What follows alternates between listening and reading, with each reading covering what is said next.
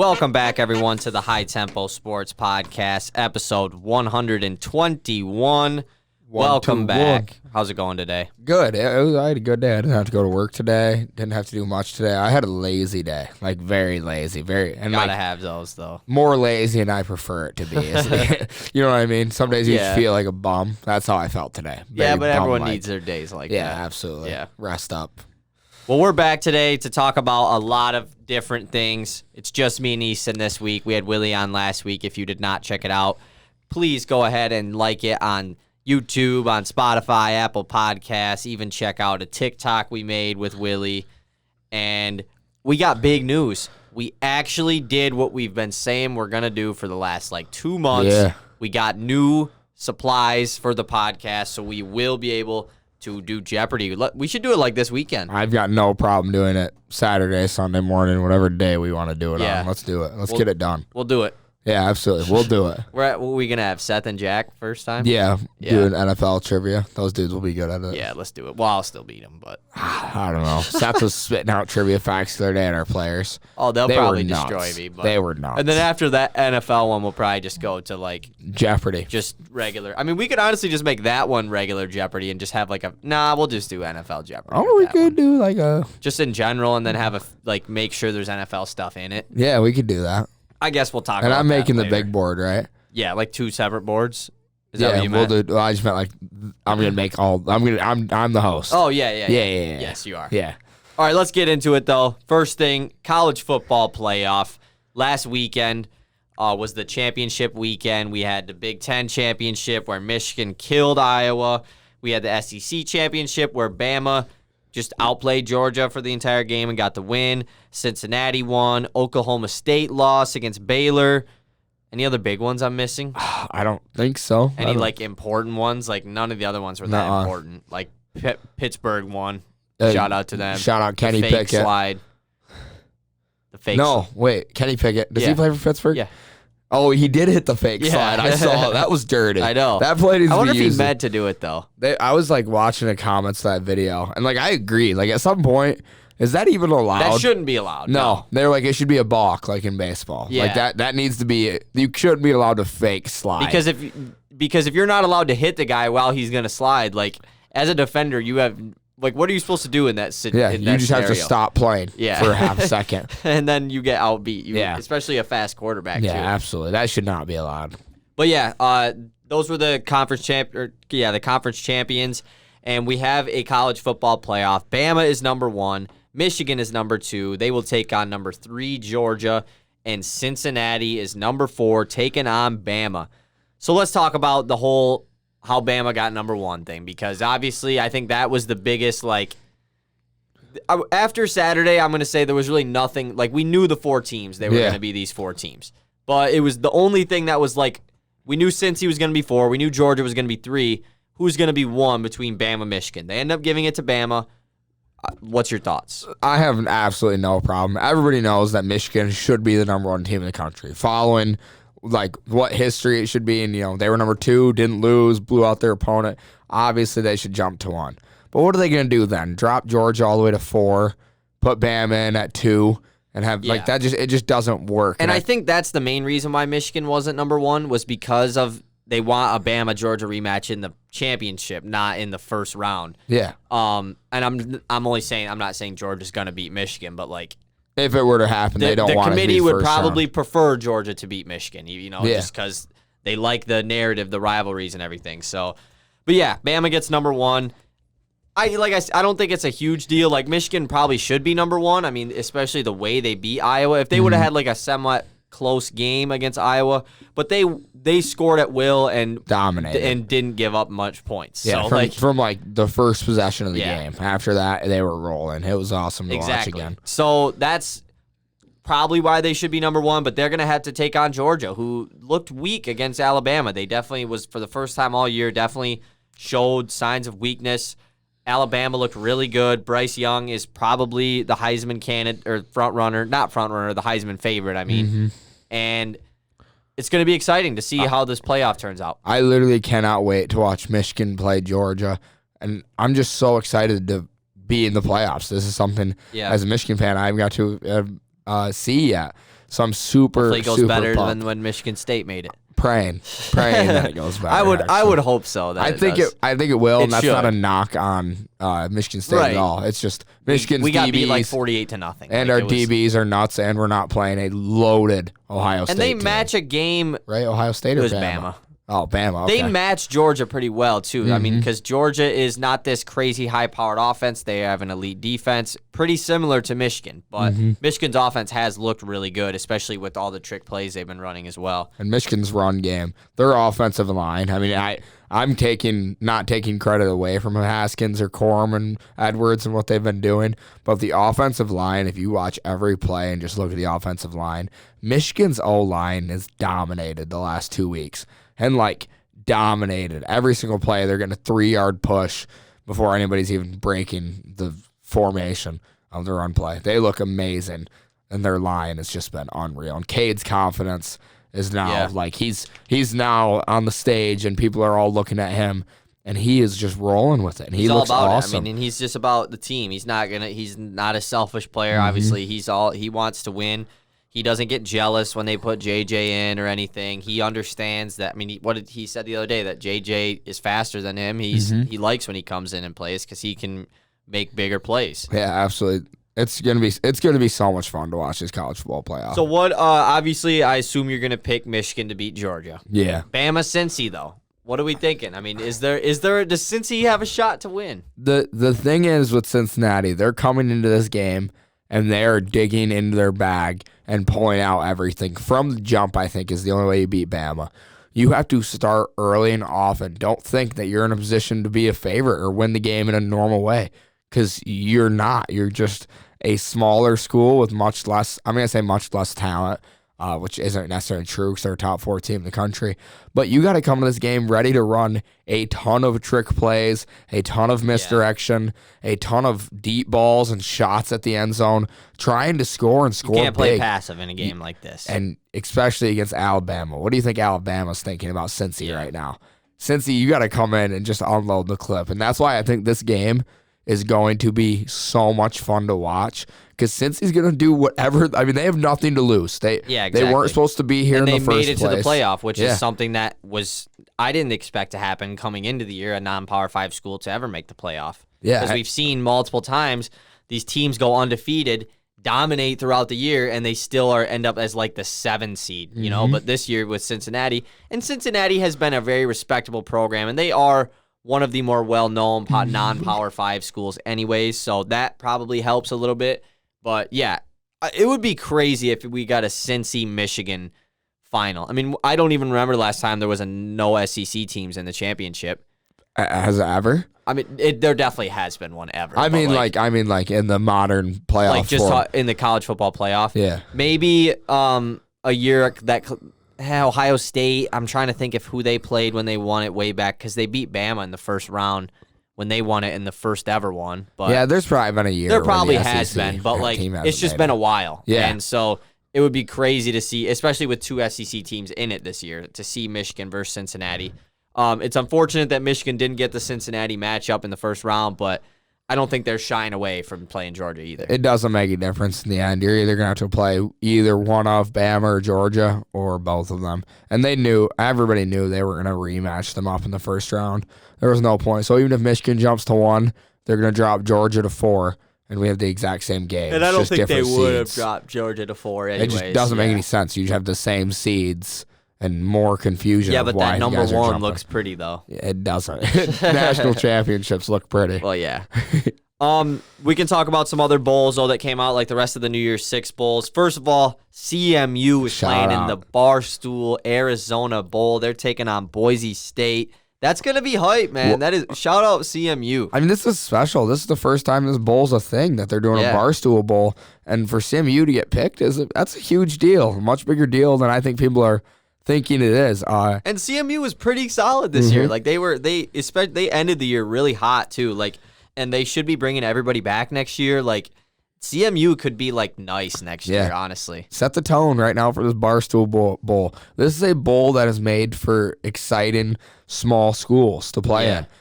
Be excited. I don't want to see crazy a blah there, game. dude. Like, Barstool obviously is just, they have the craziest sports environments.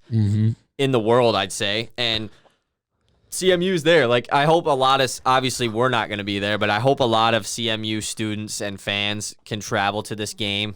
There's a lot of people from Michigan that go to Arizona in the wintertime, so hopefully there's some people that they can stay with down there. And if CMU beats Boise State, it would be awesome. No, the town of Mount Pleasant's burning. We're going nuts. Yeah, we're burning down the whole city. Burning down the whole little town that we have. Towers coming down. Fire up chips. I hope they get the dub. Fire up chips, baby. Rest of the New Year's 6 games, these 4 games. Michigan State versus Pittsburgh is not being played on New Year's Day like the rest of them, which is kind of weird, but it is a New Year's 6 game. They're playing in the Peach Bowl in Atlanta, taking on Heisman candidate Kenny Pickett. Kenneth Walker is going to, I really hope he shows the committee why he should have been a candidate in this game. Kenny Pickett might not even play. He came out in a press conference today and said he's unsure if he's going to play or not yet. A lot of that's the one bad part about the bowl games is a lot of the top prospects for the NFL draft will not play in the bowl games because a risk of getting injured, and there's no point to this game. Their season's pretty much over. Like, I think it's kind of stupid, honestly. Like, Me too. I think this is a highest, this is where you can really show NFL scouts what you can do in a really high-stakes game, especially in a New Year's 6 game. Yeah, and a guy who might be not confident in his stock might look at that and go, this is a game where I could also shit the bed. Yeah, because you're playing against a really good team, obviously. Yeah, but it does, I don't know, if the point of your season was just to show how good you were in dip, why not just play the first, 6 games of the year? Oh, we're not a college football playoff team. Now I'm going to sit, you know what I mean? Right. Kind of similar to... That's what Chuba Hubbard did last year. Yeah, and... Jalen Johnson. Yeah. That's what I figured you were thinking about. And they stop, and it's just like you just kind of screwed your team into you being one of the best players on the field, getting them to this New Year's 6 bowl. Then you're going, okay, guys, I got you here. All right, back up. Peace out. You're playing. Good luck, and you're going to get humiliated in the game. What kind of teammate is that? Like Kayvon Thibodeau already announced that he will not play in their game. They're playing Oklahoma, and that isn't a New Year's 6 game, but I mean that is Oklahoma, Oregon. That's a fun game. That's a big time bowl game. Yeah. Like 2 10-win teams going at it. Like that's a pretty huge game. So yeah, it sucks that it's like that, but the games will still be entertaining either way. But yeah, Michigan State Pittsburgh plays in the Peach Bowl on the 30th. And then the rest of the New Year's 6 games, we have Notre Dame taking on Oklahoma State. That should be a good one. Ohio State taking on Utah. Utah won the Pac-12. That was the other one that I forgot. And then in the Sugar Bowl, the Ohio State game is the Rose Bowl, by the way. And then the Sugar Bowl is Ole Miss versus Baylor. So it's a good slate of games. I'm super excited for college football for this next bit, and I cannot wait to watch Michigan honestly, play. the one that I'm most excited for, though, has got to be Kent State, Wyoming. Oh, I had that one marked if that was to happen. Marked on my calendar. I had that at the beginning of the year. I said, these 2 teams play. I'm most excited for them. So let's talk about the Heisman Trophy. I don't know when the actual ceremony is. I think it was supposed to be Monday night. See, that's what somebody was saying. Barry I was Hill. trying to tell them, that makes no sense. They just came out with the finalists. Yeah. I think it's next week. It definitely is before the bowl games, though. But the finalists, obvious ones. Bryce Young, he's going to win it. I mean, I think that's obvious. He definitely was the for sure guy that was going to make it. I think Aiden Hutchinson was kind of obvious just off of how well him and Michigan played at the end of the year, and he's just been very talked about recently, best defensive player in the country. So he's in. Kenny Pickett out of Pittsburgh makes it kind of not like a late bloomer, I guess, but just he wasn't talked about very much until later in the year, and he led Pittsburgh to an ACC championship. So yeah, he gets in, and C.J. Stroud of Ohio State is the 4th finalist. Obviously, there's a name missing out of that group. Let's talk about that. I'll let you. Obviously, this is your guy, Kenneth you Walker. Can say what you want to say first. So, Kenneth Walker, because I do want to hear your opinion. I do believe. Give me your honest opinion. He deserves to be in over C.J. Stroud. However, I think this is a 3 Heisman finalist year. I don't think you needed the 4th Heisman finalist. Kenneth Walker, I don't know if you saw this. I saw this video. If he was to make it, there's been 9 running backs in the last 10 years to be finalists for Heisman. He would have been 8th on that list for rushing yards, only in front of Christian McCaffrey, who was known for being, hey, two option back, does it all. And I heard that, and I went, huh. And then I was like, well, he's a touchdown guy. He ran for like 80. It wasn't a lot of yards against Michigan, was it? I don't think Michigan. He had 200 yards. Oh, was that the big game he had? He had. I thought, wasn't there one game where he had like 3 tutties and like 70 yards or something crazy? Probably some game. And yeah. it's just, and that's where I was kind of like, well, he's kind of a touchdown guy. His team gets him there, and he's the one that finishes drives. I would love to see that stat. That stat wasn't in the TikTok, unfortunately. But I do believe that if there were to be 4 Heisman finalists, Kenneth Walker belonged there over C.J. Stroud. There is no reason for C.J. Stroud to be in there. Mm-hmm. We talk about why Hutch is in there for the same reason. That should be the reason that he isn't in there. For the end of the year stats, he did have a pretty good game against Michigan. He still threw the ball very well, threw for 250 yards, passing more, I think 300. He had a good stats game. But they were playing from behind the whole game. And we watched the game, and you could tell that he just didn't belong. He's got 3 insanely talented receivers. He did not belong there. If there were to be 4, Kenneth Walker belongs there. And it's not a knock on C.J. Stroud. Like, he had a really good year. He definitely, he definitely had a really good year. He had a slower start to the year, so that should be, I think, another reason why he might not be in the mix. I do think recency bias is playing a little too much of a factor in this Heisman candidacy, because if you ask me week 3 through week 10, Kenneth Walker is the Heisman winner. Mm-hmm. Like, he's the winner. He's not a candidate. I mean, throughout the entire season, he was the front runner to win the Heisman. And then the Ohio State game happens where we get down by a lot, and Kenneth Walker just is not incorporated in the offense. His only game where he really didn't have crazy stats all year. He had like 6 carries, only like 25, 30 yards, didn't have a touchdown. And then in the Penn State game, final week of the year, where everyone is sick with the flu, Kenneth Walker still has a great game, and we beat a Penn State team that we probably shouldn't have beaten. I just think that Kenneth Walker, if he's not on our team, we go 4-8. Yeah. We go 5-7. Whereas C.J. Stroud, let's put Quinn Ewers in, and C.J. Stroud isn't going to play. They go 10-2 still. Mm-hmm. They might go 9-3. And it's just frustrating because Kenneth Walker really carried this offense this year. And him being such a weapon at running back allowed us to open up our passing game and use Jaden Reed as effectively as we did, and Jalen Naylor. And Peyton Thorne. It made his life easy. It made his life a lot easier. Michigan State was supposed to be bad this year. I think that's the part that frustrates me the most, is because Ohio State wasn't supposed to be bad.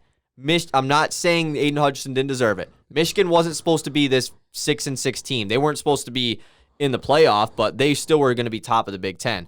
MSU was projected to finish like 7th or 8th in the Big Ten this year with a losing record, and we went 10-2, and it's just, I don't know.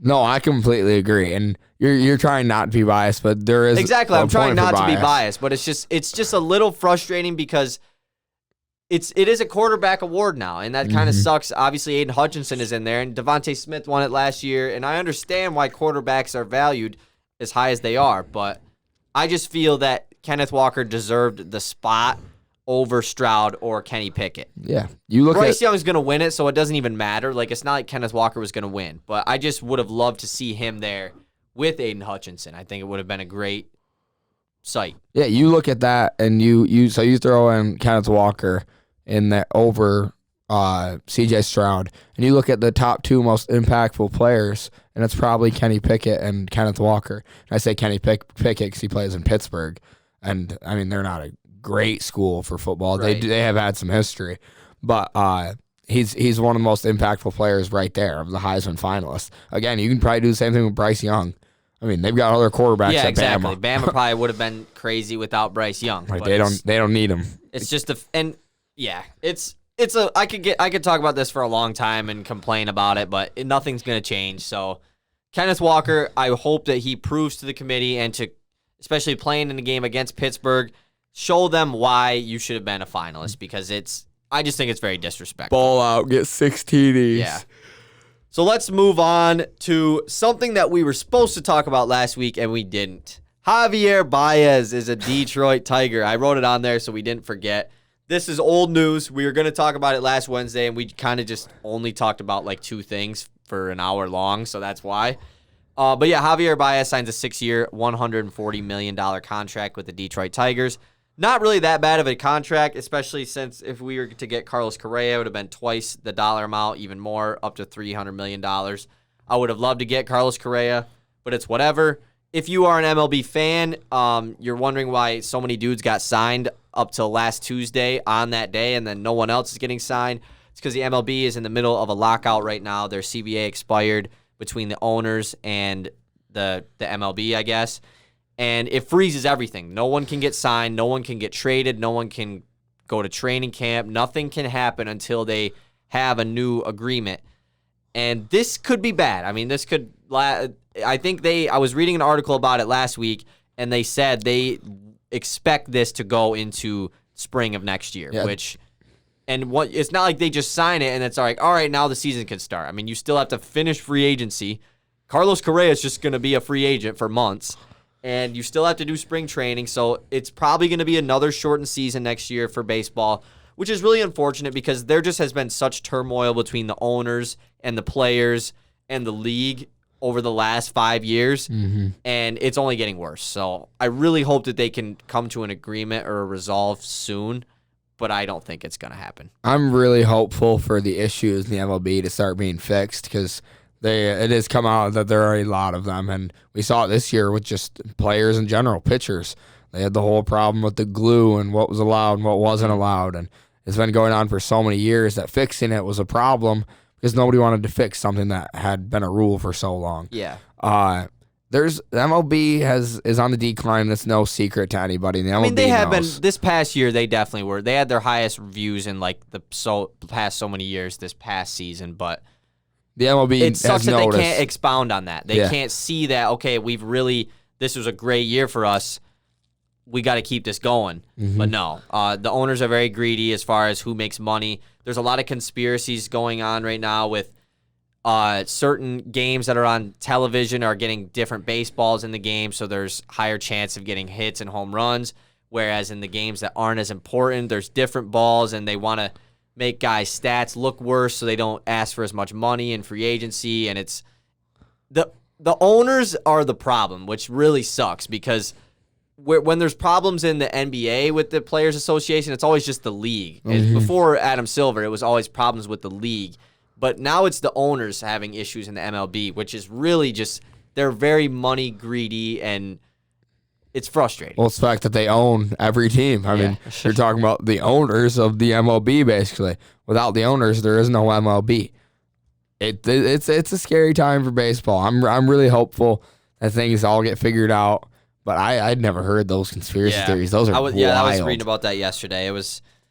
I didn't get too in depth on it because there's a lot more involved with it and stats to back it up and everything. But hopefully the Tigers can make a playoff push next year, though, adding Javier Baez. So let's get into what do we want to talk about first? Do we want to do our weekly picks and stuff, or do we want to do all the NBA stuff? Let's do NBA stuff first. Let's do weekly picks last. NBA stuff first. Let's talk about the Indiana Pacers because they are blowing it up.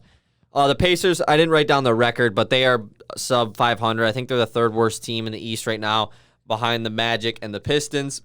In a league that is up for grabs. Nobody has had a great record. Especially in the top East. Four. There's like the top three, and then everyone is right in the same mix. And the Pacers are not in that mix. The Pacers are not in that mix with a very competent roster, a roster that should be in that mix. They recently hired Rick Carlisle last year, and hopefully he was going to fix their problems. And it has not happened so far. So they came out yesterday. There was a report from Shams that they are going to blow it up. They're going to listen to trades for Karis LeVert, Sabonis, or Miles Turner because it probably would be a lot to get rid of both. But, I mean, Sabonis is still young. I don't think you have to trade Sabonis, but you also... you're going to get a lot back for Sabonis because he's on such a friendly contract. He's on, $18.5 million for the next 3 years. So 2 years after this, you still get to have him on that deal where he's a two-time All-Star at, 25 or 26 and probably. Really freaking good. Yeah, he's a very good player. Miles Turner is on a very team-friendly contract, $17 million for the next 2 years. Karis LeVert is on the same exact contract as Miles Turner. So these guys are not going to be hard to move. They're going to get good value for these guys. So let's talk about trades that we think could happen. Yeah, and who do we want to start? Or go ahead. There's a few that are like super obvious. There's one team who has more assets than anybody else in the league right now, and that's the Golden State Warriors. Or I guess you could say the Thunder have more assets. But as far as making a trade to get one of these guys. It's the Golden State Warriors. OKC to get one of them. You could do it with any of these three players. You wouldn't do it with Karis LeVert. But either Miles Turner or Sabonis, you have the assets to trade for them. There's no reason you don't trade James Wiseman, Moses Moody, and a couple picks. And I don't know how to make the money work, and get Sabonis. Yeah. And there's no reason Sabonis, like you said, he is not on a large deal at all. Like, extremely trade-friendly deal. And you're getting the two young pieces that you want in return for one superstar. You're getting a first-round pick. That works. Granted, that first-round pick won't be useful to you for a long time. Because the Warriors will be good. But then you ask yourself, the Warriors have been in this direction of where they're in the middle of rebuilding and just dominating the NBA, so it's like, why change anything? Exactly. The Warriors are in a tough spot because they have the assets to go out and make their team like leagues better than every other team. But they already are the best team in the league with these young players. So it's like, do we just roll with it, and then we're going to have these guys be the next stars of our team in 3 to 4 years? That was the first trade that I wrote down, was the Warriors getting Miles Turner. I included James Wiseman, Moses Moody, and Damian Lee. I didn't include Jonathan Kuminga, but just because I think Wiseman and Kuminga for Turner, I feel like might be a lot, but I mean, we haven't seen much from either of them as far as productivity. Kuminga's gotten the most. So, but Miles Turner fits Golden State absolutely perfectly. I think Sabonis does too, just because he's another playmaking big, and I think that a guy like that would fit in the Warriors' offense greatly. But Miles Turner on the Warriors just makes so much sense. I would definitely give up Wiseman and Moody for Miles Turner. We'd have to throw Lee in just for contract-wise. But you don't even have to throw Andrew Wiggins into this trade because of his, he's always been the trade piece talk. Mm-hmm. But with these guys not being on too big of contracts, you don't have to give up Wiggins, who is having like a really good season for the Warriors. A super good year. I mean, he was good last year career. too. Like he's been, yeah, exactly. So, and maybe if you want to throw in Kuminga, maybe if you don't really see the future in him, but I feel like you might be able to move Kuminga as a part of a different trade to get somebody, or you just hang on to him. So, But yeah, the Pacers, obviously I would do this. You're getting a former second overall pick, another lottery guy for a guy that you said you want to trade away. So, and the Warriors would have Miles Turner for 2 years. Makes a lot of sense. That is one of those trades that whatever happens, if it ever happens, I'm really curious to see what the Pacers value Domantas Sabonis at as a guy who's been good the last 2 years versus what the 76ers are valuing Ben Simmons as. Yeah. They're valuing a guy who recently has sucked, and they're refusing to trade anybody for him, or nothing's good enough to them. I feel like that's just Daryl Morey, though, being stubborn because of this whole situation. So I am curious to see what the Pacers say. That's enough for us. Will the Pacers seeing or putting these three guys on the market make a Ben Simmons trade happen? Yeah, and that's just it. That was another team that I highlighted. 76ers. I was thinking about that, yeah. Let's start the rebuild with Ben Simmons. Yeah. Trade. You could do. You get Sabonis and Karis LeVert. You could do Karis LeVert and Miles Turner. I mean, that's a... Yeah, I mean, the Sixers probably don't need Miles Turner just because the Embiid, obviously. Like, Turner would have to come off the bench, and that just doesn't really make a lot of sense. But you could get Sabonis and Karis for Simmons. And he is a better defender than Sabonis. Yeah, he is. If you were to stick Joel... But you have Joel, so, he's a rim solid, protector. Yeah. I mean, if you put Miles Turner out on the wing against a guard, he's not going to do very well. Yeah, absolutely. Yeah, so I think it would be fine, because Sabonis already plays with a great rim protector in Miles Turner, so I think with Joel Embiid, he would do just fine. But I don't know how that would work, because if it's just Simmons for Sabonis and Karis, I mean, do this... Pacers had to get more? Yeah, oh yeah. Because you're giving up two, you have to get Tyrese Maxey. Karis has been pretty bad this year. I don't know if Philly would do that, though. I don't know maybe if they just would. Picks. Tyrese Maxey's been so good this year. Yeah, he's been way too Shake good. Milton in the pick. Maybe Shake, yeah. I mean, he's a young guy. Yeah, he's kind of... Matisse, maybe. I don't know. Oh, Thibault would work. Maybe. I think Thibault works. But who even knows if they want to give him up? Because Karis hasn't been crazy good this year, but And what use is Thibault on your team if you're not a championship contender? He's not a young build. No, he's a guy that you are out there to strictly do one thing. He's not going to improve that much. Thibault will be the same player for the next 10 years. Absolutely. Defense. He might get a slight 3-ball. Yeah. But probably not. Probably not. Miles Turner, other destinations, though, that I didn't write down that would just make sense. Charlotte would be a huge one. It'd be the easiest one. That one is the Charlotte and Golden State are two teams that Miles Turner's just been tied to for a while. The Toronto Raptors, I've heard, is a team, which that would make sense, but they're kind of on a rebuild, so, like, I don't know. He would fit them perfectly, but I just don't know if they would want to trade for him. What are other teams that could use a guy? I mean, every team could use a guy like Miami Miles Turner, Heat. but yeah, Miami. You could play him and Bam together for sure. You have all the assets, too. You got Tyler Hero. You don't trade away Tyler, but you can move Duncan. Do they want Duncan and his long contract that he's not really playing up to? Yeah, that's what I'm saying. Trade Duncan. What else do they got, they did trade Precious last year. They really don't have many. Like, Not they have anymore. Tyler Hero as a young asset. That's pretty much it. Like, Duncan is not young. He's like 27. No, and Duncan is like, again, he's a one-trick pony. He's not going to get much better at anything else other than shooting. They got KZ Okpala, though.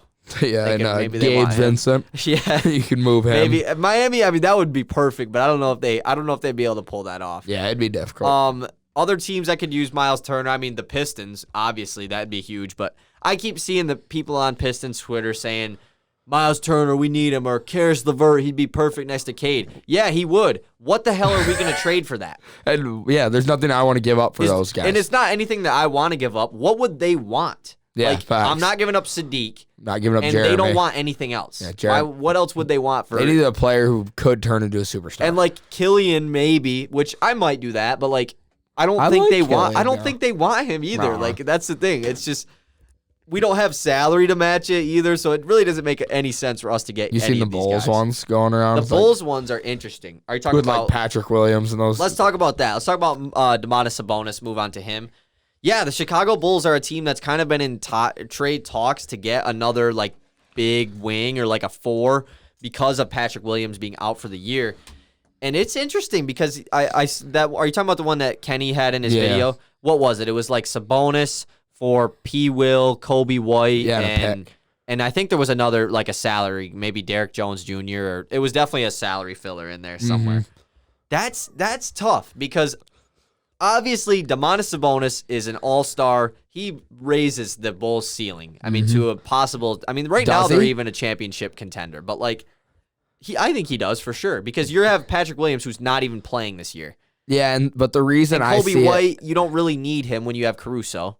And the thing that makes me uncertain about it is you can't come in and ball bench. Dominant. You players. can't come and bench Sabonis. No, not the ball dominant. The fact that they don't have a 3-point shooter in 3 positions in their starting lineup. Yeah. DeMar, Sabonis, and Vooch can. I mean, he'll step out. Vooch can hit the 3. Sabonis can shoot the 3. But like, you don't want them. And he really won't threes. shoot them many. Yeah, won't shoot that many. And DeMar doesn't. I mean, straight he literally up just doesn't. But he hasn't had to. You know what I'm saying? Like, I think that's scary floor in a league that floor spacing is the key to winning. You kind of start getting scary. But your the teeters Bulls the line. I mean, they've played that style of play, I guess, so far this year, and it's worked. So that's tough because I would love to see that work. If you are the Bulls, it is a tough package, though, to give up Patrick Williams, who had a really good end to his rookie year, and he's a guy that definitely has a really high ceiling, I think. That a lot of guys see him as becoming a really good player in this league. Earlier this year, once he got hurt, I did see the whole Jeremy Grant to Chicago, and we get Patrick Williams, and I would absolutely love that. In a heartbeat, dude. And I think Chicago would honestly do that because Jeremy Grant isn't better than Sabonis, but he probably fits better than Sabonis. Yeah, absolutely. So, because Jeremy Grant doesn't have to be this ball dominant guy he is in Detroit. He never was. He never was until he got to Detroit. Like, he's shown he can be this role player. And there's no reason you can't slide Jeremy Grant. You're already an undersized. I mean, you're not a big team by any means in Chicago. Keep DeMar at the 4, move Jeremy back to a 3. Yeah, I mean, they're just both there anyways. But I say that just because DeMar's shooting ability. But Jeremy Grant steps in. You add another defender to a great team. I think they would probably want Jeremy Grant over Sabonis, right? Me too. I really do. And I don't think you have to give up as much. You probably give up not. Patrick Williams you and Kobe White. give up Patrick Williams, and I don't know if you have to give up Kobe White even to get. Really? Probably not. Well, because money-wise. they're about the same money-wise, yeah. So, like, Patrick Williams is probably making, just off dome, he was the 4th pick. He's probably like $6 or $7 million. Kobe White is probably $6 or $7 million. You're going to have to throw in one other guy that's making like $5 million. But so maybe that's why they do the Sabonis deal. yeah, just because he's like $2 million cheaper though, so it's not even that much. But I'm saying like you're getting the better player for the same trade pieces. But that's a tough one. The Sabonis trade that I wrote down was with the Washington Wizards. The other teams around the league the main Sabonis talks are like the Kings. I think Memphis was one that was in there. There was another team that was really talking about Sabonis. I don't really remember, but it was Dallas. And the Trailblazers are in talks Portland for a lot too. of these. Yeah.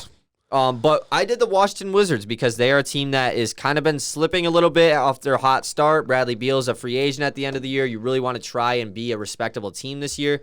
So it is the Wizards getting Domantas Sabonis and then Keelan Martin, who's just a end-of-the-bench guy with the Pacers, just to throw in another guy. And then Indiana gets Kyle Kuzma, Rui Hachimura, Denny Avdija, their protected first-round pick from this year, or I don't know what kind of protection. And then I put a swap with a question mark because I didn't know if that would be like too much. But I mean, Sabonis is. I mean, you are going to have to give up a lot to get Sabonis just because of how the great of a contract he is on, and he's still so young. I think you are going to have to give up a lot to get Sabonis. So you're getting 3 young wings. All of them are 3 young wings, and then a pick. I think you probably have to throw in a swap too, just because. And you do have one guy what with do you think about that? Huge upside. I mean, Rui Hachimura has proven that he belongs in this league. He's going to be a very good player for a very long time. Denny's been playing pretty well too lately. Kuzma's all right. Kuzma's shown flashes here and there for so many years and has never really gotten comfortable and done it for an extended period of time. I mean, he did it for a whole playoff stretch. Right. Speaking of the Wizards, they're currently beating the Pistons by 3 at the start of the 4th. Damn. Jeremy's got 23. Let's go. That's huge. Not for me. Anyways. So I love that deal. I think that deal works. I think you've got 2 guys with plenty of upside. Denny Avdija has like game-changing potential if he can reach his potential. He's a game-changing type player. So I really like that deal. Rui Hachimura, I like that deal a lot. And I do think it has to be a pick And it's swap. just tough if you're Washington because if Beal just gets up and leaves in free agency, you're kind of just like stuck exactly how the Pacers were. You have Sabonis, you don't have your pick, you have a bunch of role guys with him. Yeah, they'll be solid. Your team's going to be good. So you'd really have to convince Bradley Beal to come back and then hopefully grow. And obviously maybe you could replace Denny Avdija with like Corey Kispert. They have Aaron Holiday. So there's a few different other young guys they could throw in, but Kuzma has to be in the deal because of his contract. So, and then is there any other like Sabonis teams that you would like to see? The Kings, I would love to see a Mavericks one, but they don't have the assets to do it. I mean, you'd maybe to get LeVert, but not Sabonis. Or Miles Turner. I would actually prefer Miles Turner. Yeah, they could definitely get. Could they get Miles Turner? I don't know. I mean, what do they got to give up? They got Josh Green as a young player. They've got Dwight Powell. He's not even young. But he's just a player. Yeah, he's just a guy. I'm just trying to think of like valuable pieces that it would make sense for Indiana to get. They don't really have and that's the issue. But they need to. They need to get the assets. They got Jalen Brunson, but I don't think they would give up Jalen Brunson to get Miles Turner. But Miles Turner next to Luka, holy moly! Yeah, let KP Miles Turner literally play is like the 4. He's a perfect plug and play anywhere you want. He's the perfect big on any team in the entire NBA. Any team. And then let's talk about Karis LeVert. Brogdon is another guy too, but he can't be moved till free agency. TJ Warren is another guy, but he's on a 1 year. He's a free agent at the end of the year, so he would just be like 2 seconds for him for a team that just could use him. But Memphis is the team that I did a trade with Karis LeVert. Memphis is currently on a hot streak. They're the 4th seed in the West, and maybe they would be looking to make some sort of playoff push. The bad part is Karis LeVert hasn't been very good this year, so that's why it's his value. I think making a trade for LeVert is harder than the other two because he just hasn't been very good. Yeah, and he got traded for like Victor Oladipo last year, who is really falling out of rotation. Washed. Yeah, so like, but the trade I did was Memphis getting Karis LeVert and Keelan Martin again, just to make them getting 2 guys. And then Indiana getting Tyus Jones strictly for money. He's a free agent at the end of the year, so it doesn't really matter. Jarrett Culver and Brandon Clark. And that was it, straight up. And maybe you throw in a 2nd-round pick. But I think that's all right. I mean, if you're Indiana, you're taking a flyer on Jarrett Culver, who really hasn't been anything in the league. Brandon Clark, he peaked his rookie year. You're getting, I think you might have to throw in a 2nd-round pick, I guess. But Memphis, you have 2 years left of Karis LeVert's contract. They are losing their backup point guard in Tyus Jones in this, so that's why I tried to find a different salary filler, but there just wasn't one.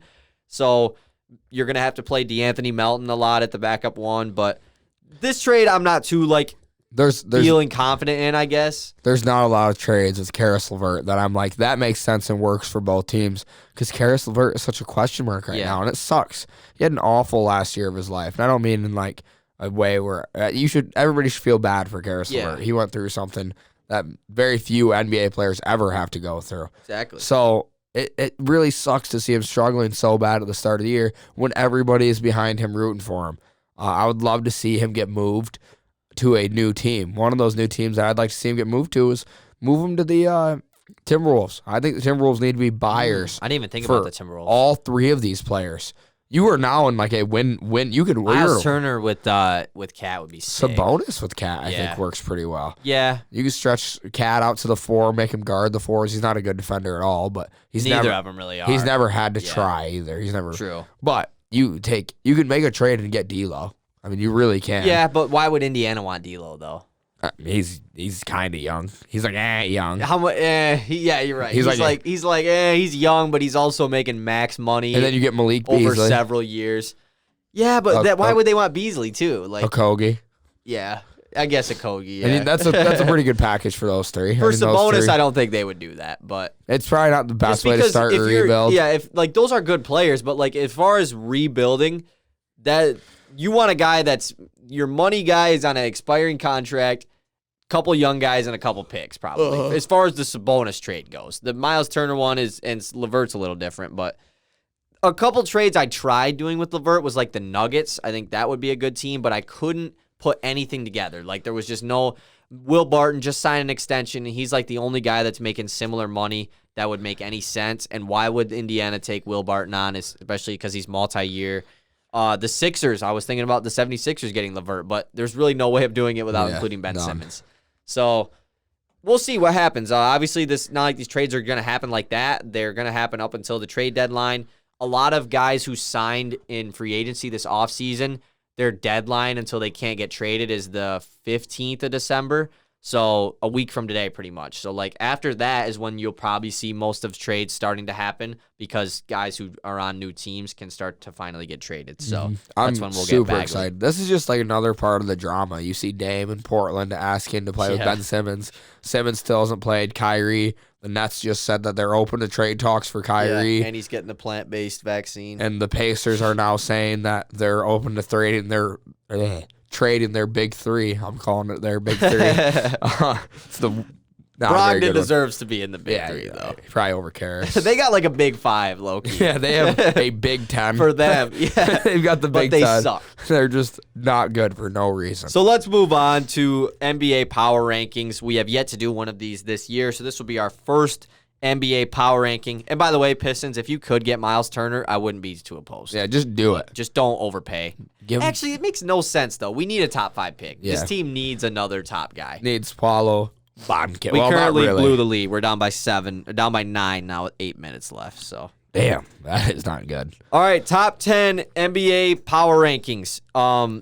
Do you want to do you have any teams that just missed the cusp that you want to mention? The Grizzlies. Okay. The Grizzlies are the one team that I did want to include, but couldn't figure it out a way to fit them in. So one team that I did write down at 11 was the Washington Wizards. I didn't include them. They've been good all year. They're kind of starting to slide a little bit, and I just think these other teams are just a little bit better. So number 10. Number 10, team that I did not expect to be very good this year, Cleveland Cavaliers. They have been balling this year. And it is working. Everything they're trying is working. Yeah. Ricky Rubio has played like he's better than Steph Curry. Not really. No Colin Sexton, too. He's out for the year. Mobley's been out for a while. They're fine. Yeah. And they are rolling. Markkanen's been out. They've been having a lot of injuries so far this year, and they've been playing very well. Darius Garland has been playing super good. Absolutely. So 10, Cavs. My number 10 is the Atlanta Hawks. They are a very good offensive team, pretty bad on defense. They actually are number 1 in the league in three-point percentage right now. So, obviously, I mean, think about their team. It's filled with shooters. DeAndre Hunter's going to miss a lot of time for them. Someone just got, didn't someone just, get – oh, no, that was TJ McConnell. Yeah, he's done for the year. And no, it was Solomon Hill. That's who it is. He's out for the year for the Hawks. Yeah. Did you see what him and Buddy Hield did on Twitter? Solomon Hill, because he's done for the year, he tore something. And he tweeted, thank you, everyone who's been, texting me and letting me know. I appreciate it. and Buddy Hield commented like, "Shout out, bro," like just something like that, like best of luck or something, and he said, "Oh, I have to look it up now because it was something about roasting him for being on the Kings. He was like roasting the Kings, which is just hilarious. I couldn't imagine being on that bad of an organization. It was something like that. Solomon Hill hasn't played in 10 years. This is what it was. Solomon Hill said, "Appreciate the kind words, thoughts, and prayers. Life is life, and I look forward to getting back." And Buddy Hield said, "Speedy recovery, big bro." And he said, "Same for you, bro. You still wearing a Kings jersey." Okay. That is hilarious. Just like out of left field. Diss the Kings, I think all the players would probably agree. I think the players want out of especially since he's Sacktown. on the Kings. Like, that is just like, especially if Buddy Hield like likes it or something, that would be funny. Oh, dude, if he likes it, then he probably I mean, he's publicly Said he passed don't out like many it. times. But the bottom of this top 10, though, is very difficult because there's just a mix of teams that are all like 13-12 or like 14-12. Yeah. Right in that mix. The Atlanta Hawks are 13-12.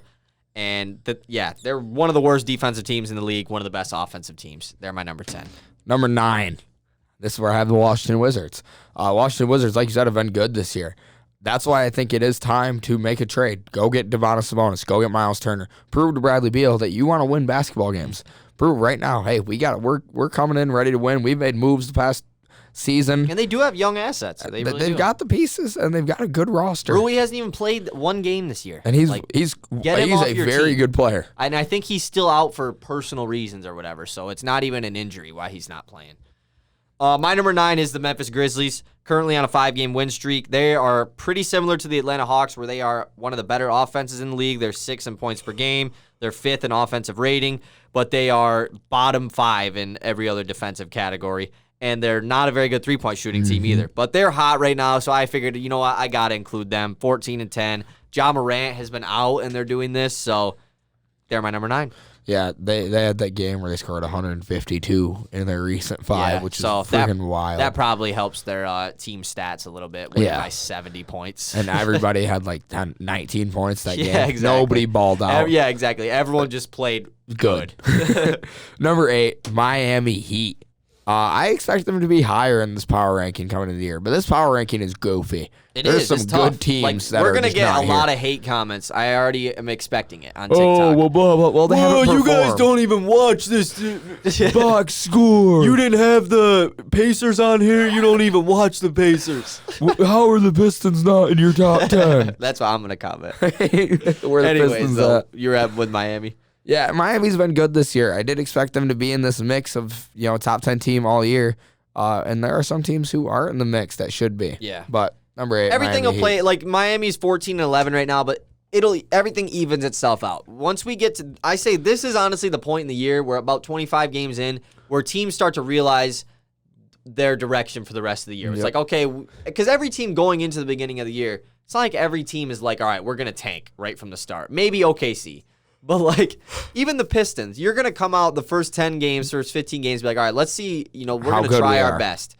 And then after that, it's like, all right, this team is not going anywhere. Let's suck the rest of the year. Or it's like, this team's pretty good, so let's try to play better. We'll trade for some stuff. The Miami Heat, off to 14-11 start, they're going to be a top 4 seed in the East.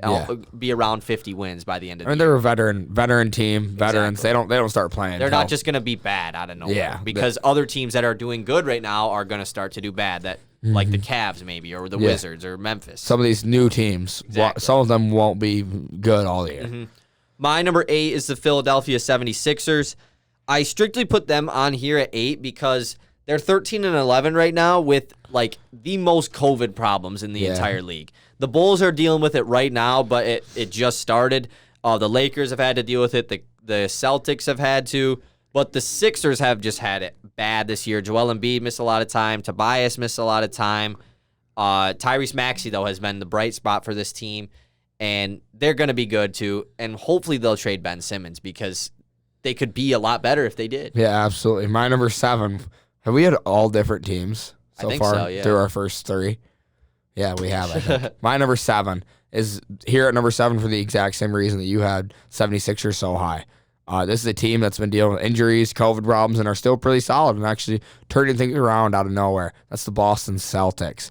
Jaylen Brown has been on minutes restrictions, injured, not injured. He's been day-to-day for like 2 weeks now, and they're still finding the way to win games. Jason Tatum's starting to come around. Dennis Schroeder looks good. Robert Williams looks really good. This team is really starting to turn around, and I'm excited to see where they finish at the end of the year. Yeah, their game against the Lakers last night, I didn't watch it, but I watched some of the highlights from it. It was actually a pretty entertaining game. But the Lakers' big three actually had a solid game in that one. Good. Hopefully, Jaylen Brown can start balling out and just start playing because he's not playing tonight and didn't play last night. So, my number 7 is the Miami Heat. They are a great defensive team. They've been pretty solid on offense this year, but we talked about them already. They're going to be one of the elite teams by the end of the season, and they'll probably be a team that is buying at the trade deadline. The buyout market, too, is one of the most underrated things of the league. Like, they are going to be one of the top buyout market teams because there's going to the good players are always there's already Goran Dragic buyout Miami Heat talks. He's just going to come back to the Heat, even though they traded him to get Lowry, and then he's just going to come back. So why wouldn't he? Yeah. Might as well. Number 6. My number 6, Brooklyn Nets. Brooklyn Nets are fun, have been good recently, and I'm really hoping Kyrie Irving talks start moving and things start happening here because the talks have re-intensified. Yeah, and there I have Kyrie. 2-week stretch where you didn't hear a word about Kyrie Irving. Like, I feel like even longer, yeah. Yeah, 2-3 week stretch where we didn't hear anything. And now it's heard that, A, they're open to trading him. B, he's getting a plant-based vaccine. When it comes out. Go start eating berries in the woods and stuff and crouching and caveman beard. I don't know. That's some shit Kyrie would do, though. Live under rocks for weeks. Yeah. My number 6 is the Milwaukee Bucks. The Bucks have been rolling lately. They got off to a really slow start. They've been dealing with injury. Chris Middleton is back. Dante DiVincenzo is going to be making his start to the season pretty soon. And I got them at number 6. I've got them quite a bit higher. Them rolling and Chris Middleton now being back is crazy big. Yeah. He's so impactful. So impactful. My number 5, Chi-Town, the Chicago Bulls. Obviously, started off hot. Also, had the easiest strength of schedule in the first 15 games of any team ever. But they are still playing really well. DeMar DeRozan is an MVP candidate. This team is rolling. Lonzo Trade for Jeremy Grant. Looking like an absolute monster. Lonzo has been so efficient this year. So good all year. Wow, he's a guy who has he's been really good. Stepped into what he was supposed to be at the number 2 I bet David Griffin and the New Orleans Pelicans are really kicking themselves in the feet for letting him walk. No, actually, they didn't let him walk. They got Tomas Satoransky and Garrett Temple. So. That's a new analogy I've never heard. Kicking themselves in the feet. That's different. That's different. I know. One thing, too, I know I'm getting back off topic to the Pistons. Did you see that mock Pistons trade on Twitter the other day that Bleacher Report did? It was us sending Jeremy Grant to the Hawks, and we get Cam Reddish and Onyeka Okongwu. No, I didn't. And we get DeLon Wright just for salary. But yeah, 100% yes. I don't think Atlanta would. They might if they're solid and they really think they could make another push. Because Gallo really is not too much for them anymore. So Jeremy Grant could just fill in for Gallo. It is crazy. He can play at the 3, especially if DeAndre Hunter's out. Yeah, it would be deep as hell, bro. It is crazy how many good players aren't playing in the league right now. Onyeka Okongwu doesn't get much run for being how good he is. I mean, he's just a young player, Yeah, he's so young, so he's 21 maybe. Yeah. And they play Gorgie Zhang backup minutes over Okongwu. Yeah, and Cam Reddish, again, a young guy who doesn't play crazy amount. A lot of talent and lots of upside, just not getting any run. We need those guys. Yeah. I'd honestly probably rather do that than P. Will and Kobe White. Me too. Would I? I want Okongwu. I'm so high on Onyeka. I want Okongwu too, but I think Patrick Williams has the highest ceiling out of any of those guys, so I'd probably just want to go with that. But then I picture the duo of Onyeka. But I love Cam Reddish, bro. See, and I love Onyeka. But him and Isaiah Stewart are probably going to be the same exact player. It works, though. Two of them, I think Onyeka has much more. I don't know. Yeah, Isaiah Stewart's been showing that he wants to stretch the floor. Has barely played in his career, so but I'm saying from what I've seen it when he did Isaiah play. Stewart's better than Okongwu. Oh yeah, sure. Oh yeah, no doubt about it. I like getting I would like to see how he is, but I like to see them see if they can I run don't together. think they should start together. Yeah, They're both undersized. I say you just play Olynyk and Isaiah Stewart, bring a Kung off the bench. Olynyk's hurt. How are we going to play him? Well, I mean, we're not trading Jeremy Grant right now. Yeah, For now, he's on the team. You're right. You're right. All right, where did I leave off? Number 5? Yeah. Number 5 is the Utah Jazz. The Utah Jazz have been rolling lately. They are on a 4-game win streak, and they are like top 5 in like every single category. Every category that matters. Yeah, they're second in points per game. They're 6th in points given up. They're the number 1 ranked team offensive rating. They're 9th defensive rating, and they're 6th in three-point percentage. But I can almost guarantee you they're probably 1st in three-pointers attempted. Yeah, It's probably them or the Warriors. Like, they shoot a ridiculous amount of threes, and they're still 6th in threes. Utah is always good. I mean, they're one of the best defensive teams in the league, and their offense has been phenomenal this year. So they're my number 5. Are they the second best regular season basketball team of the last 5 years? Who would be first? Warriors, probably. But I mean, they had 2 years. But like where they were Utah bad. was like the 1 seed last year. Yeah. Other than that, they've just been like the 4 or 5 Yeah, usually. Right. But yeah, I agree. Utah is my actually number 4. Number 4 is my Utah, or not the Utah. My Utah Jazz. I'm now a fan. And I'm not a fan. Bro, of that would Utah. suck being a fan of the Jazz just because like they're never gonna win a championship. You look at their roster. You think you're gonna win? No, there's like just they're no a good shot. team. They're great. They're good. Dude, if the Jazz made it to the finals, that would be a huge dub for them. When was the last time a team won the finals without a top 10 player in the league on their team?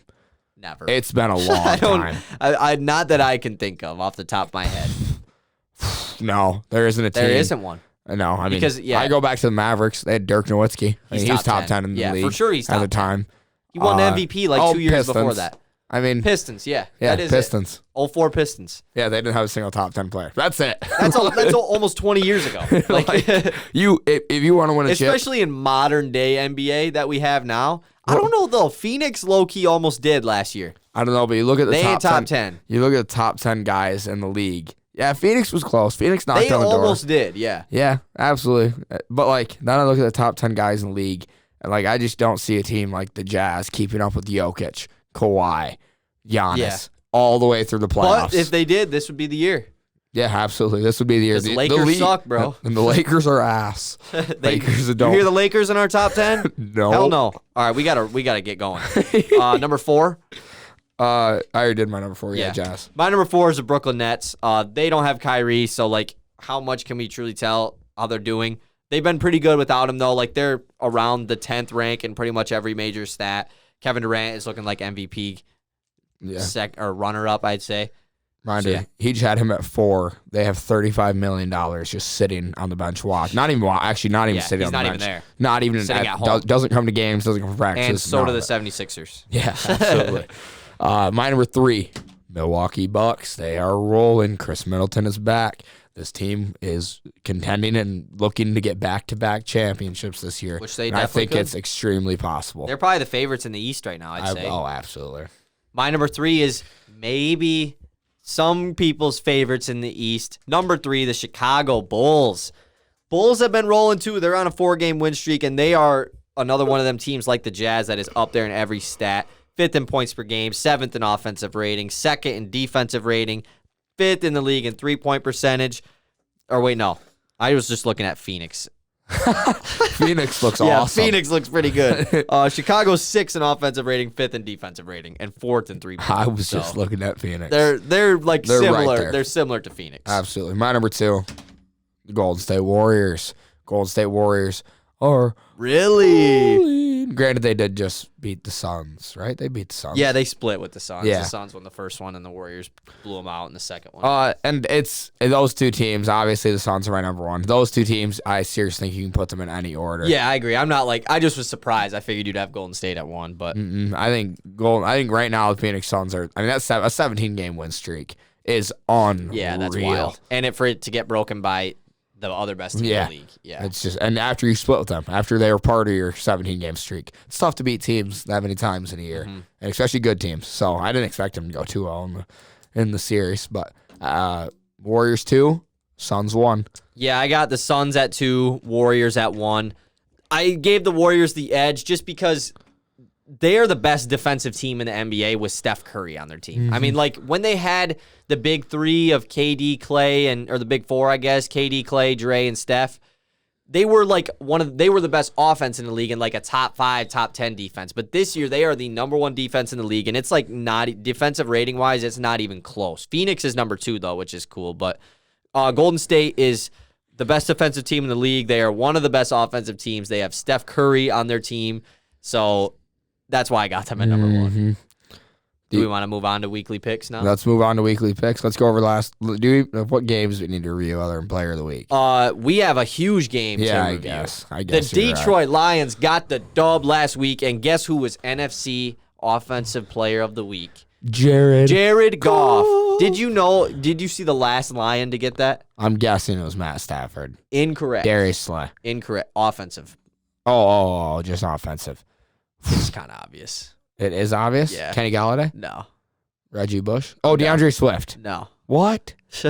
Think of like great offensive Calvin players. Johnson? Yes. You're telling me Matt Stafford never won it after? Calvin Johnson got it in 2015, and the Matthew Stafford's most recent one was 2011. Bullshit. You're telling me bullshit. Jared Goff's numbers, right? I'm just gonna say right now. 2 touchdowns. He's my player of the week. Oh, he's mine too. But like 25 of 41, 296 yards, 3 touchdowns, and an interception. I think it's included that he had the game-winning drive for us to win. But Matt Stafford done that like 20 times. And he's had multiple game-winning drives. Exactly. That's what I'm saying. Like, he's had these exact stats with the game-winning drive type thing. With 400 So it must have been a poor week for the league, right? Like, no. Who in the NFC? Yeah, but they lost. They lost to the Lions. You can't Chris give Godwin? him. Yeah, Godwin maybe, but like 15 catches? Yeah. If he gets a touchdown, he easily wins It's it. definitely biased at the Lions. That was their first win, probably. But the Lions get the dub against the Vikings, which is pretty huge. Other than that, though, is there any other games we have to talk about? Like, no, who cares about the rest of the league? The Steelers won off that 2-point conversion.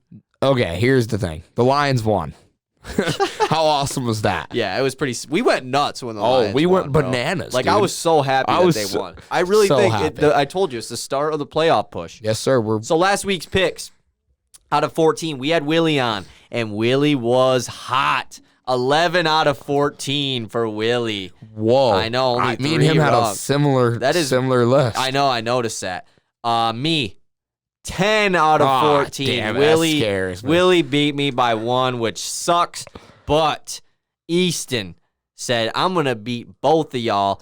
12 out of 14, which is a new record percentage-wise, because I had 12 a couple weeks ago, but it was like out of like 15 or 16, I think. I'm going to check actually really quick. That is wild. 12 out of 15 was mine. So you definitely have the new record percentage-wise.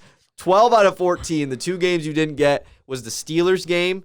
You picked the Ravens. And then you picked the Chiefs to get upset by the Broncos. Damn it. So, like, you could have got 13 out of 14. Like, you were never going to pick the Steelers. I was never going to pick the Steelers. Yeah, but, like, you took a flyer on the Chiefs. But yeah. Wow. Yeah, that's crazy. That's crazy. So you're up 8-5. I know when I was tallying mine up, I was like, bro, there's no way Easton's beating me. Like, and then I did yours, and I was like, you got like the first 8 right. Like, if you look at your paper, I guess it's over. You got like the first 8 or 9 games all because that Steelers game was later, and then the Chiefs game was Sunday night. That is wild. I was like, is this dude about to get them all right? Could you just imagine? Out of nowhere, I'd be so pissed. I'd be so pissed I didn't bet on it. Like, I never want that to happen. I never want to have a perfect week. There's way too much money I could have made. Way too much money. Yeah, that's facts. Wasted on nothing. So this week's picks on bye, we got the Colts, Dolphins, Pats, and Eagles. Are we ready to get into weekly picks? Yes, sir.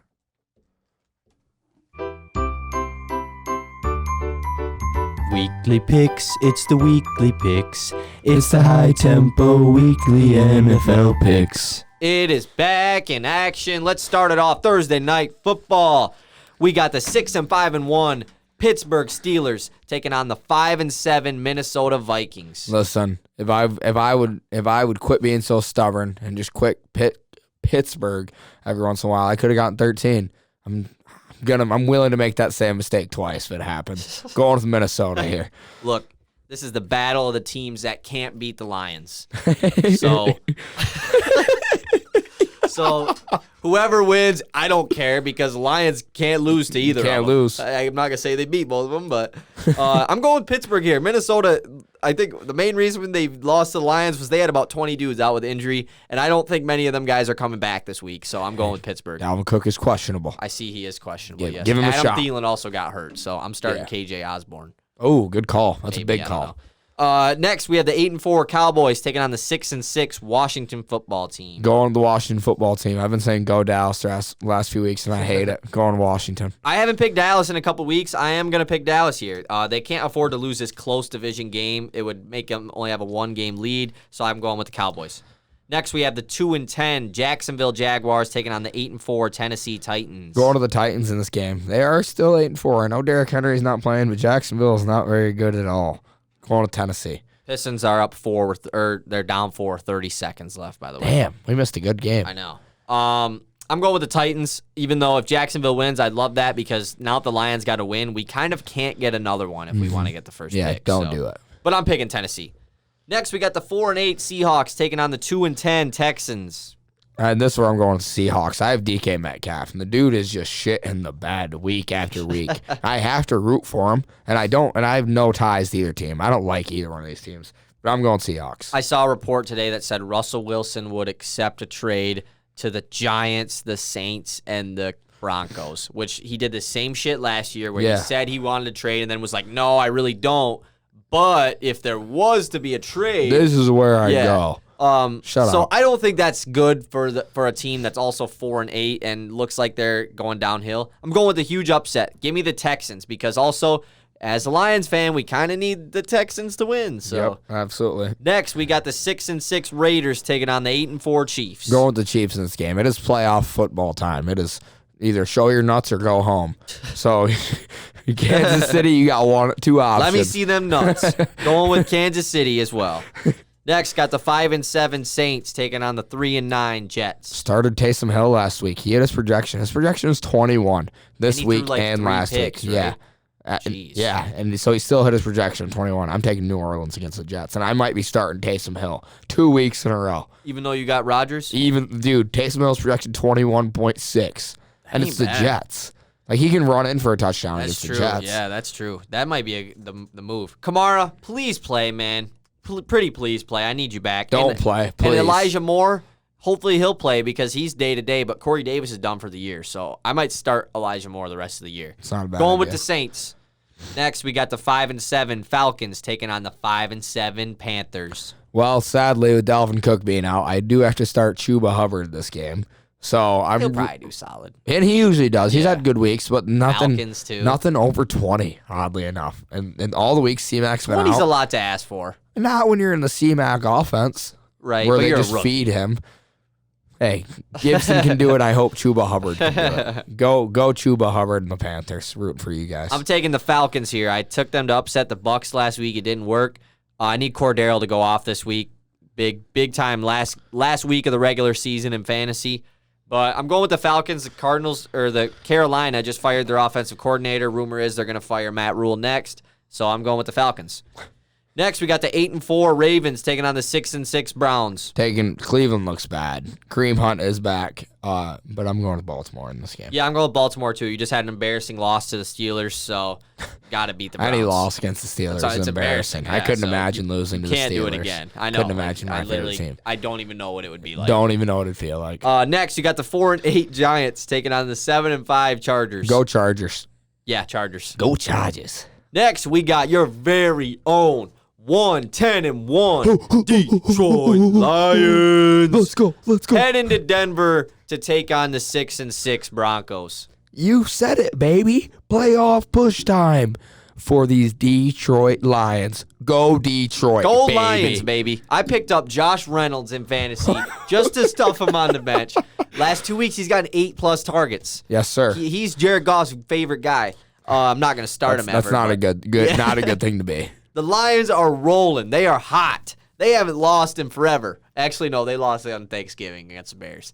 But the Lions are Don't hot. talk about it. So give me the Lions. Give me but the we Lions. need the Houston and Jacksonville to also win. Because if we win, we don't have the first pick anymore. We either get Thibodeau or Hutchinson. What difference We could does fall it to make? 3. Yeah, I guess. But let's not. Yeah, don't do that. If we win, we fall to 3, and the other Yeah. 2 teams lose. That tie is gonna screw us up. Ugh, I don't like that. Next, we got the 6-6 Niners taking on the 7-5 Bengals. Taking the Niners here. George Kittle just had his first good week of the whole year. he went off. And went ballistic. He was another guy who could have argued for player of the week. I'm taking San Fran. Yeah, how the hell did Jared Goff win it? He didn't deserve it. He No, just he really didn't at all. But like, whatever, we'll take it. I'm going with Cincinnati here. I picked San Francisco last week. They let me down, so I'm not picking them this week. Jets had a better game in the game that Jared Goff won. Yeah, like he went off. Like Jets went nuts. Next, we got the 7-5 Buffalo Bills taking on the 9-3 Tampa Bay Buccaneers. It's playoff football time. It's damn near. We're making playoff pushes. You know who wins the most in playoffs? Tom Brady. I'm going Tampa Bay against the Bills. Give me the Bucks. The Bills literally lost the game where Mac Jones threw the ball 3 times. How do you lose? And you lost. Give me the Bucks all day. Oh my God, what an embarrassment out of the Bills. Sunday Night Football, we got the horrible 4-8 Chicago Bears with Justin Fields maybe coming back, taking on the 9-3 Packers. Sadly, I am trying to win weekly picks, and the Bears suck. Yeah. They're I awful. these are my 2 least favorite teams. And I have David Montgomery in fantasy. So do I, but he didn't freaking practice today, bro. Huh? Yeah, he didn't practice. Why? I don't know. That's bullshit. Now he's questionable. No. Green Bay, I'm taking. Yeah, I'm going with the Packers. I almost picked the Bears, but like they're suck. not going to win. They're No. just not. So Just not why would gonna I win. pick them? Monday Night Football. I feel like this game has happened about 8 times this year. We got the 8-4 LA Rams taking on the 10-2 Arizona Cardinals. There's been the new chatter around the NFL and around NFL fans is, Stafford not looking that great anymore, blah, blah, blah, blah, blah, blah, blah, blah. Listen, dude. The Rams are beating the Cardinals on Monday Night Football with the whole country watching. Start putting some respect back on Matthew Stafford's name. Look, everyone's hating on Stafford. Everyone is hating on the Rams. They got this super team. They can't do nothing with it. Oh, my God. Holy crap, the Pistons. Wait, what's going on? We're about to tie the game up. We just made 1 free throw. Huh? Yeah, with 2 seconds left. All right, anyways. We got to go upstairs. Go Rams, because they've lost like every game on national TV. So they got to win this They got to win. All right, thanks. We'll see you later. Peace.